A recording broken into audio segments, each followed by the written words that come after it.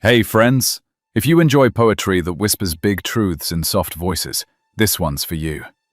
Before we dive in, don't forget to like, share and subscribe to our channel for more powerful poetry explorations.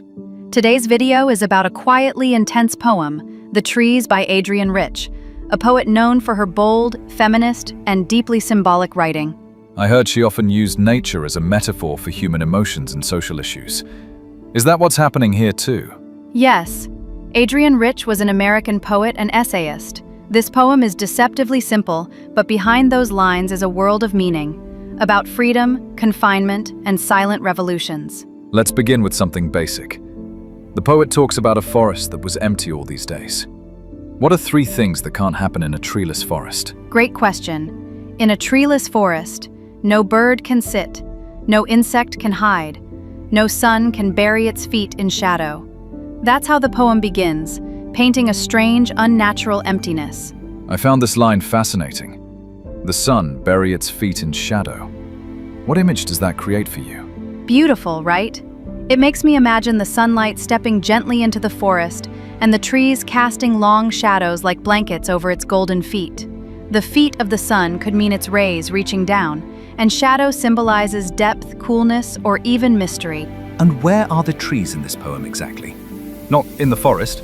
No, they're actually inside the house. Their roots are pushing out of cracks in the veranda.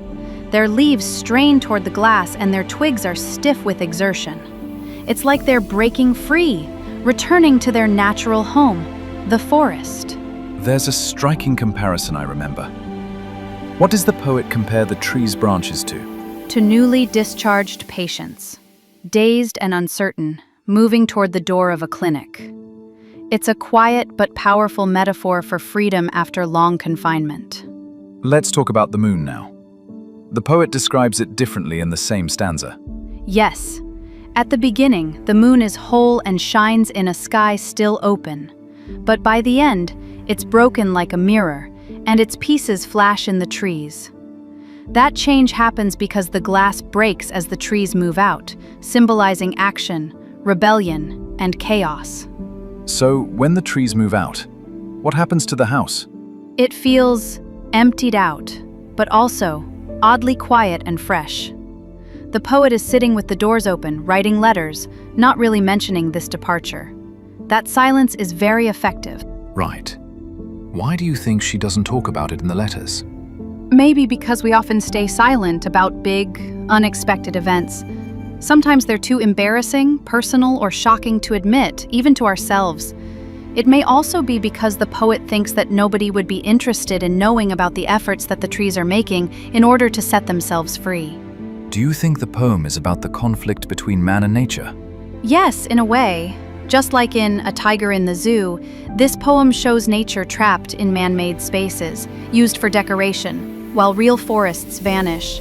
Here, the trees seem like prisoners, quietly reclaiming their freedom. But Adrienne Rich often uses trees to represent people too, right?